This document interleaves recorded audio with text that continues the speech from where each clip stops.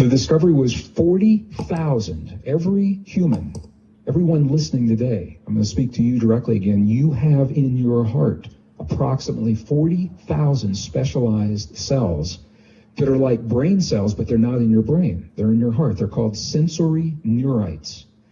So they are brain-like cells in the heart. They are concentrated in such a degree that they actually call this the little brain in the heart. So what does this mean? This isn't a metaphor. And I was just in Europe, and many of the people there, they said, well, this is a metaphor, right? You're using this as an analogy. And I'm saying, no, this is literal. These neurites in the heart, the little brain in the heart, they can learn independently from the neurons in our brain. They can think independently from the neurons in our brain. They can remember independently from the neurons in our brain, and they communicate with us separately from the neurons in our brain in a language that we may or may not recognize, because we are conditioned to see the world through our brain. And if we're lucky, at some point in our adult lives, we get to connect with our hearts. So we have now access to these sensory neurites. We can work with the brain independently of our heart, and I think most of us know how to do that very well. We can work with the heart independently of the brain. Scientists say it's all about the brain, forget about the heart. And I've been around a lot of my friends who say it's all about the heart, forget about the brain. They actually chastise the brain, the left brain is this bad thing. But here's what the science is showing us. Both of those ways of viewing ourselves are incomplete. When we marry the heart and the brain together, when we harmonize the heart and the brain, this is the extended neural network that makes us different from all other forms of life. This is where our deepest empathy, compassion, intuition comes from. And so people say, well, why would you want to do something? What would be the purpose of harmonizing your heart and your brain? But it means more if you know that there's something very, very special about this. So when we are able to harmonize the little brain in the heart with the big brain in the head, we can do that. Heart-brain harmony. So many benefits, and they're different from one another. But for example, we can process information very, very quickly. Really fast information recall. And it makes sense. Here's the reason why. Because when we access information with our heart, with our intuition, we don't go through the logic and the fear and all the self-esteem and all the doubt that we have in our brain with our ego and our mental functions. Our heart doesn't work that way. Affirmations are very, very powerful tools to implement change in our lives anytime. But they are especially potent. Here's the key. They are especially potent if we are communicating with our subconscious in a language the subconscious recognizes through channels that the subconscious recognizes. So when we harmonize our heart and our brain, what we're doing is we're opening, it's a hotline to the subconscious. That's where we would introduce our affirmations of our perfect relationships or our healing. This is where the healing begins in our bodies. Extraordinary states of intuition, deep intuition, are available through this harmonizing of the heart and the brain. And there are 3 key steps to harmonizing the heart and the brain. And the first one, it sounds obvious, and there may be a little bit more to it than what we've been led to believe. It is, I'm inviting you to shift your awareness from your thinking mind into your heart. We are so conditioned to being in our mind that sometimes when we're asked to do that, we say we're in our heart, but we're still in our mind thinking about it. So what I'm going to invite you to do is something I've learned from my indigenous friends all over the world, shamans, yogis, monks, nuns, abbots in the monasteries, and they all do the same thing. I'm going to invite you to gently touch your heart center in a way that's comfortable for you. It can be with a single finger right over your sternum. It can be with an open palm, as they do in the Mayan traditions and in some of the Middle Eastern traditions. The Buddhists will create a prayer mudra and actually nestle their prayer mudra right there right there in the little hollow in their chest, that gentle pressure, in whatever way is comfortable for you. And here's the thing. Here's why this is important. Because your awareness will always go to the place in your body where you feel the touch, where you feel the sensation. So in whatever way is comfortable for you to touch your heart center now, that will draw your awareness, and that will promise that you have shifted from your mind into your heart. Step number one. And I'm going to do the same right here. And just allow your awareness to move to the place where you feel that touch.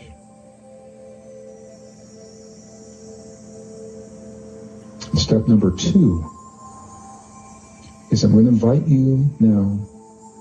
I'm going to invite you to slow your breathing just a little bit, maybe 5 seconds on the inhale or 5 seconds on the out breath, the exhale, so whatever is comfortable for you. And here's why this is important. This sends a very, very powerful signal to your body. The first signal, shifting from your mind to your heart, that says I'm turning my attention inward. That's powerful. The second signal right now is when you slow your breathing. The only time you would breathe this way is when you are in a place where you feel safe. So you're telling your body right now, I am in a place that's safe. And that frees your body to let go of the stress hormones and the feelings of stress. And when that happens, it awakens the healing chemistry, because your body can only do one or the other. So now that we're letting go of those stress hormones, we're now giving our body permission to awaken the healing chemistry in our bodies. Powerful immune response, anti-aging hormones, all of those.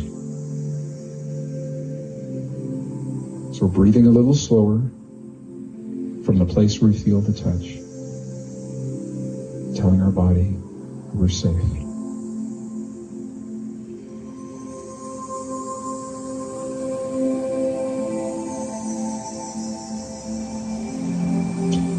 All right, the third step, this is very, very key, this is very powerful, very potent, is about feeling. I'm going to invite you now to create a feeling in your heart where you feel the touch, where you're breathing. To the best of your ability, if you can feel one or some combination of the following 4 feelings. Care for anything or anyone. Appreciation for anything or anyone. Gratitude or compassion. Care, appreciation, gratitude, compassion. And what the researchers have found is that these 4 key words will trigger the experience between our heart and our brain to create that coherence, 0.1 hertz. To the best of your ability, feel those feelings as you breathe from your heart center and the place where you feel the touch. I'm going to give you just a moment to do that. I'm doing the same right here.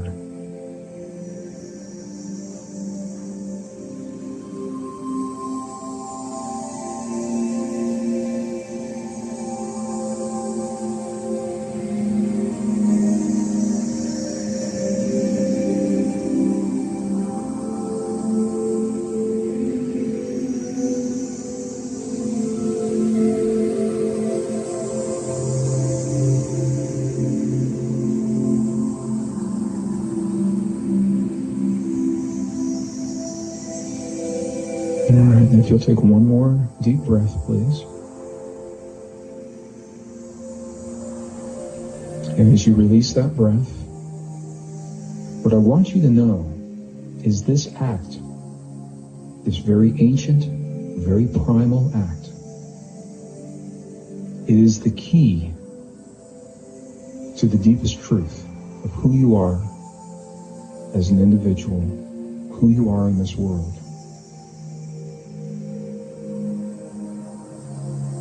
This is where the super learning comes from, or when you're working to solve or create something new, a new painting, a new piece of music, to write a book, to create poetry, something new. It comes from this deep space. This is the process that gives you resilience to a changing world and allows you to embrace change in a really healthy way. And once again, if you're not into any of those things, it is a trigger for over 1,300 biochemical reactions, from the anti-aging hormones that we didn't even really address in here today, but I do in the new books, to our immune response, cardiovascular health, all of these from this very simple, ancient, primal, and simple, easy act. So I invite you now to take one more deep breath. I'm doing the same, and release gently.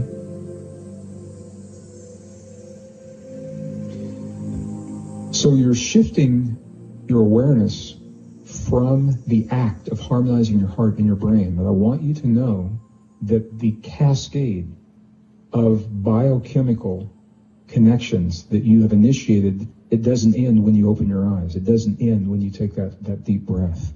They will continue. And what the laboratory studies have shown, again, is that they will last at least 6 hours. The immune response in your mouth, the SIGA immune response, most powerful, first line of defense in our immune system, is kicked into overdrive from doing this right now. It lasts over 6 hours. And all you did was to have a feeling and to breathe in the most natural way. And I've had people say to me, Greg, it can't be that simple. And I say, I believe it is precisely this simple, because we live in a world that is simple until we make it complex. Nature is simple. Science is simple. Until we use big words and a lot of equations to describe that world. But it all comes down to you and me, Earth and God. And that relationship has to be a simple relationship.